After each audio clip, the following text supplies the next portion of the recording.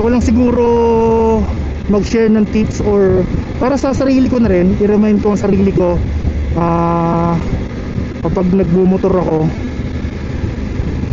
about sa road rage, no? So ayun yung unang tip ko. Pag aalis ka ng bahay, yung dapat tipong good vibes ka lang, tapos kung meron ka namang intercom for music, iset mo sa mga chill na music para sa daanan hindi ka masyadong agresibo. Pati sa driving, as much as possible, chill lang. Ayun naman yun para kung ano man ang mangyari, hindi ganun yung impact versus dun sa mga aggressive rider tapos na aksidente. Okay? So then siguro ang aking second tip para sa iwas road rage is yung hayaan mo yung mga agresibong rider na tinitemp or nakakatemp patulan. Hayaan mo sila. Huwag kang pumatol. As much as possible, huwag kang pumatol. Diba?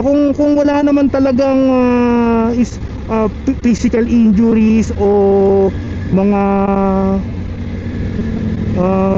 damage sa motor, hayaan nyo na, let it go na. Huwag nyo nang pansinin. Ikaw na lang ang humingi ng pasensya, yukuan mo na lang, tapos kawayan mo na lang, parang naghihingi ka ng dispensya, kahit alam naman natin na hindi ikaw yung may kasalanan.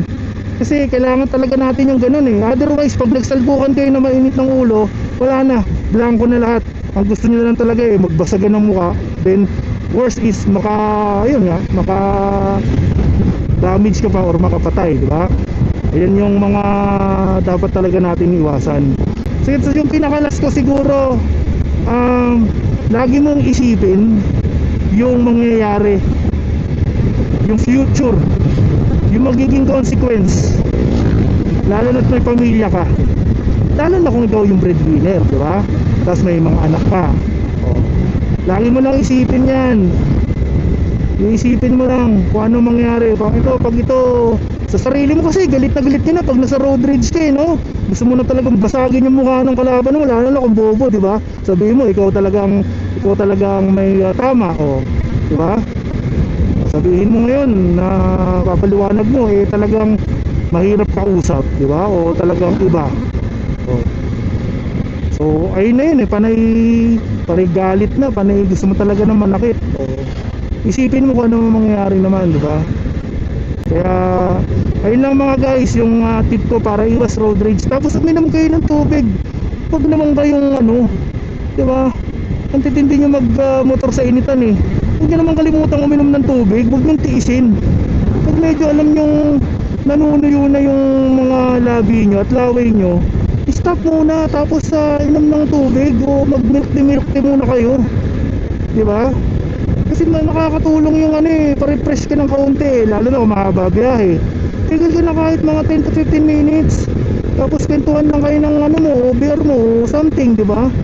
Para lang kasi yung mga na-experience mo sa daan na hassle, na mga bad trip, na mga mali, na mga kamuntikan ka na, pag na-stop over mo yan, tapos medyo nag-chill na kayo, may kakwentuhan ka, tapos nagiinom ka ng malamig na soft drinks o na tubig, ito paano na yung yung stress mo at yung bad trip mo sa kalsada na iibsan, diba?